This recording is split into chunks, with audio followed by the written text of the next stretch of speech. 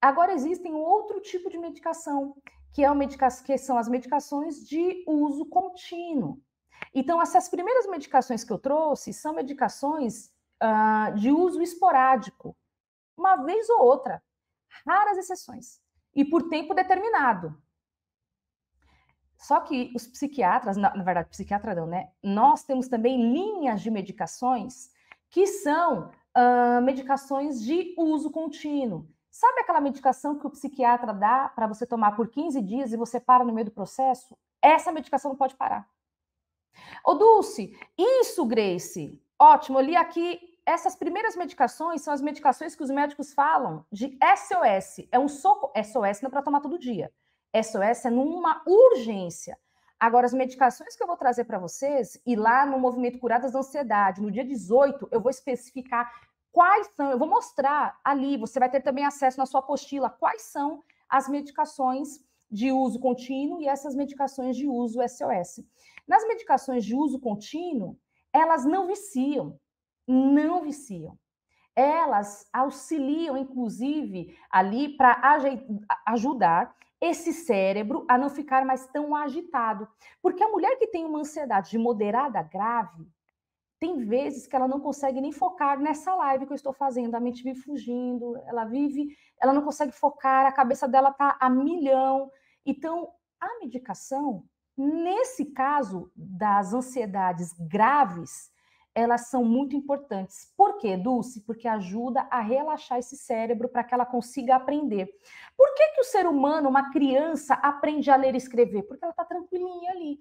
Agora, grita com a criança. Grita, grita, grita.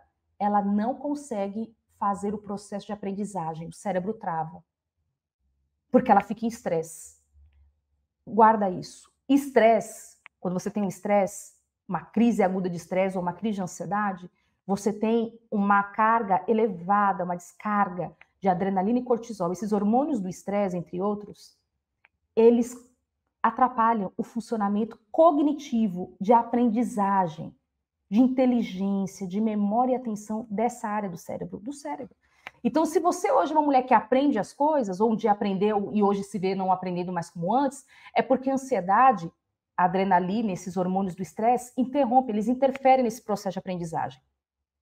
Então, é natural você fazer terapia e você não conseguir nem prestar atenção no terapeuta, no que ela está falando, a cabeça voa, você passa mal, você não consegue concentrar no livro. Então, a medicação de uso contínuo, ou seja, usando todo dia, essa medicação, ela só vai ter uma função, não é curar a ansiedade, porque se você tirar a medicação, a ansiedade volta. Dulce, ela não cura, mas ela ajuda o cérebro a ficar mais estabilizado, mais tranquilo, para melhorar os processos de aprendizagem. Aí você consegue aprender melhor e depois que você aprendeu, aí você começa a fazer o seu processo de autocura. Então, minha amiga, essas medicações de uso contínuo, eu vou dar um exemplo delas, tá bom? Que nós chamamos de longo prazo. Essas medicações de uso contínuo, a longo prazo, elas precisam ser tomadas todos os dias por 1 ano, pelo menos. Se você interromper o processo antes, você atrapalha. Por quê? Porque para nós absorvermos novos hábitos, novos aprendizados, nós levamos pelo menos, novos hábitos. Hábito requer aprendizado.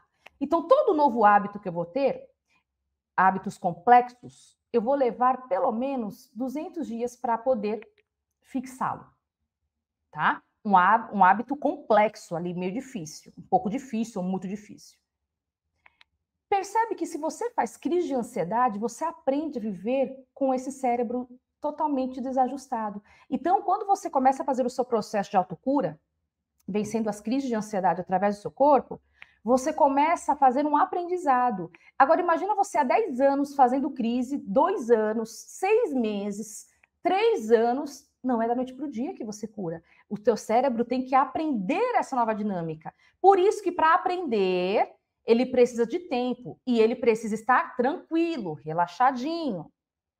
Por isso que é 1 ano, porque processo de aprendizagens, né, novos hábitos complexos geram, aliás, você vai ter pelo menos 200 dias. Então, quer dizer, qual é a ideia da medicação?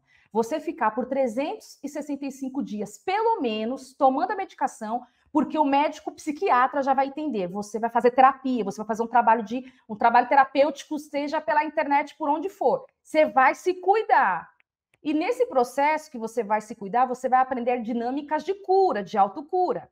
E se você precisa aprender essas dinâmicas de autocura, você precisa de pelo menos 200 dias.